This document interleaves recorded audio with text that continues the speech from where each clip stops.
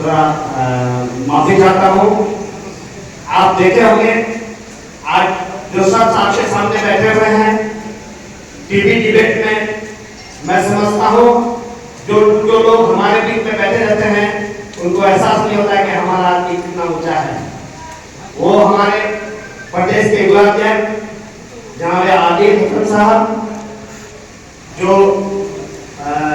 Supreme court के advocate भी हैं, हमारे पार्टी के रोहिमाना इश्तियाक साहब, मुफ्ती अख्तर जावेद साहब, जिला अध्यक्ष प्रतिनिधि चेयरमैन फैयाज साहब और युवा के अध्यक्ष जिला के युवा अध्यक्ष सगात साहब, दिगंगन प्रोजेक्ट से आए हुए प्रखंड अध्यक्ष फरीदुद्दीन साहब, अशद अली साहब और हमारे कई करीब जो दिगंगन से आए हुए हैं और जितने भी कार्यकर्ता हमारे विभिन्न पंचायतों के आए हुए हैं उनका मैं खैर मकदम करता हूँ, शुक्रिया अदा करता हूँ। दोस्तों, आज विस्तार संगठन का विस्तार का मामला था और मुझे अचानक ये कही गई कि आप किसी तरह आप लोग कर लिया जाए। मैंने गुजारिश की, मैं शुक्रिया अदा करूं। मुझे नहीं उम्मीद थी कि हमारे सदर यहाँ आएंगे, इसलिए भी इस मंच को मैं उस तरह से नहीं सजाया जिस तरह से सजाना चाहिए था, लेकिन आप आए, हमारे मंच को चार चांद लगाया, इसके लिए भी शुक्रिया। मैं कभी सोचा भी नहीं था कि आज हमारे बीच आदिल हसन आजाद साहब भी होंगे, आप भी आए, इसके लिए बहुत बहुत शुक्रिया। इश्तियाक भाई का शुक्रिया। दोस्तों, आप जानते थे हम लोग एमआईएम में मजलिस इत्तेहादुल मुस्लिमीन में पार्लियामेंट से जुड़े। मैं समझता हूँ ठाकुर के जितने भी लोग हैं, ज्यादातर लोग हम लोग पार्लियामेंट से ही जुड़े हैं और पार्लियामेंट से पहले हमारी पार्टी बहुत कमजोर थी। हम लोगों ने सीखकर पार्लियामेंट से आज तक मैं समझता हूँ 14-15 महीना हो गया, मैं एक रात नहीं जगा हूँ। अगर मैं कभी उठता हूँ तो मजलिस के लिए उठता हूँ, बैठता हूँ तो मजलिस के लिए बैठता हूँ। ये मेरा दिक्कत है और मेरा ये काम करने का अंदाज भी है। आप लोग मुझे छुपा हुआ नहीं है। मैं किसी पार्टी को घर से नहीं चला रहा हूँ। मैं घर घर जाकर लोगों में जाकर पार्टी को सीखने का काम कर रहा हूं और इसको आप लोग जानते भी होंगे। मैं आप लोग से गुजारिश करता हूं दोस्तों, आज अगर ये सम्मेलन होता तो ये बंद रूम में नहीं होता, मेरा सम्मेलन बंद रूम में नहीं होता है, क्योंकि संगठन का मामला था। संगठन में कुछ लोग होते हैं और संगठन ही रीढ़ होती है पार्टी की। जब तक हम संगठन मजबूत नहीं करते करेंगे, हम मजबूत नहीं हो सकते हैं। आपने देखा होगा, मुझे सगात साहब ने कहा कि आप मजबूत हुए हैं। मैं समझता हूँ मुझे काफी तकलीफ हुई थी जिस दिन पार्लियामेंट का रिजल्ट आया था। सिर्फ हमको 50,000 वोट मिला था। जो मेहनत हमने की थी उसका रिजल्ट हम नहीं आया था। मेरे जैसे सब लोग अगर मेहनत कर लेता ये रिजल्ट नहीं होता।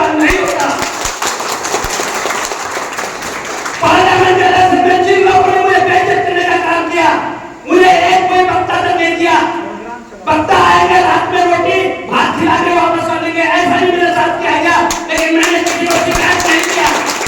मैंने सिर्फ पार्टी के लिए किया और आप तक करते आया हूँ। मेरे दोस्तों, हम अख्तर ईमान साहब के लिए करते हैं, बरस नासुद्दीन अवैसी साहब के लिए करते हैं। आप लोगों से गुजारिश है कि पार्टी जिस पर लड़ाई करेगी आप उनके लिए रहिएगा। आज मेरे तरफ से आए भी हैं तो आपसे भी गुजारिश करूंगा कि जिस दिन पार्टी जिसके लिए लड़ाई करेगी आप उसके लिए लड़ाई कीजिएगा। मैं करुण साहब के हर फैसले को लड़ाई करूंगा, जैसा फैसला आएगा मैं उनके साथ रहूंगा। अभी हमने एक छोटी सी पहली प्रोग्राम है संगठन का, हम लोगों ने प्लान बनाया है, हम लोगों ने काम कर भी लिया है। हमने हर बूथ पर 5 आदमी जोड़ने का काम किया है। जिस दिन इसके बाद कई बड़ी मीटिंग होगी, हर पंचायत के हर बूथ से 5 आदमी को जोड़ने का काम कर रहे हैं, हमारे लोग कर रहे हैं। इसमें काम हम लोग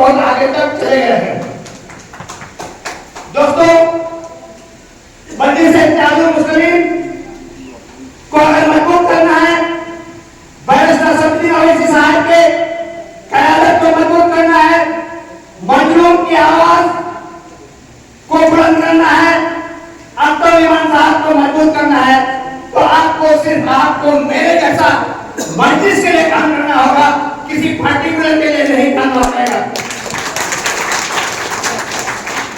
मैंने आज से जहां भी गया मैंने ये अपील नहीं की कि आप मेरे लिए काम करना, मैंने अपील करके आई हर गांव मोहल्ले चौक में कि आप मजलिस के लिए, अख्तर इमाम साहब के लिए, बैरिस्टर सफदरुद्दीन अवैसी साहब के लिए मेहनत करना है, उनको, उनकी पार्टी को, हमारी पार्टी को मजबूत कर आगे बढ़ाना है।